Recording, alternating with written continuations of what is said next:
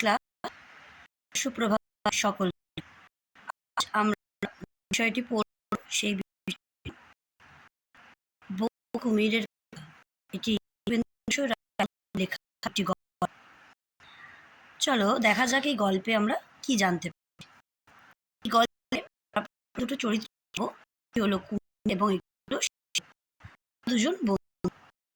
এই দুজন বন্ধু মিলে কুমির এবং শিয়াল তারা ঠিক করলো তখন কুমির শিয়ালকে ঠকানোর উদ্দেশ্যে বলল যে তারা আলু চাষ এবং আলু চাষের আগার দিক উপরের অংশটা কুমির ভেজে নেবে এবং নিচের অংশটা চালকে দেওয়া হবে। এটা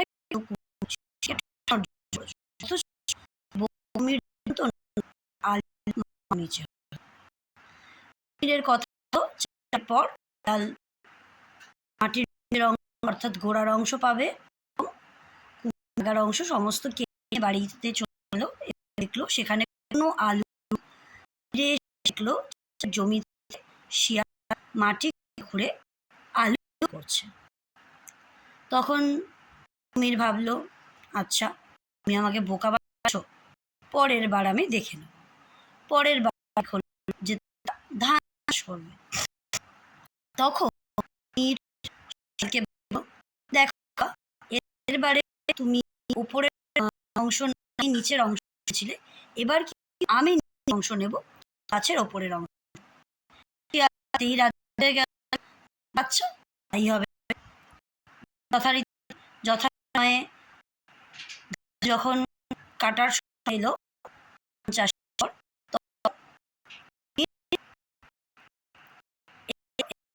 এলো গাছের অংশ কেটে নিয়ে ধান শুদ্ধ আগা নিয়ে চলো এবং শুধু খড় পেল। লাভের মধ্যে তাই হলো যে সে খড় পেল, সে কোনো ধান। তখন ভাবছে এবার দেখাচ্ছি, পরের বার কিছুতেই তোমাকে আগা নিতে, ওরা সব আগা আসবে। এবার ঠিক হলো আখের চাষ করবে।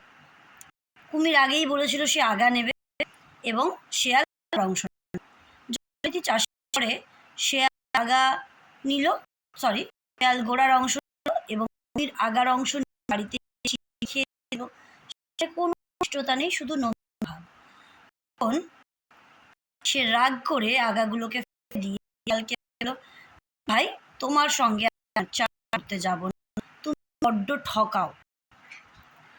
কিন্তু গল্পেতে আমরা দেখতে পেয়েছিলাম কুমির শেয়াল বোকাবার জন্য গাছ আগার অংশ নিজে নিয়ে গোড়ার অংশ শিয়াল, কিন্তু সে জানো না আলু গাছের গোড়ার দিকে হয়।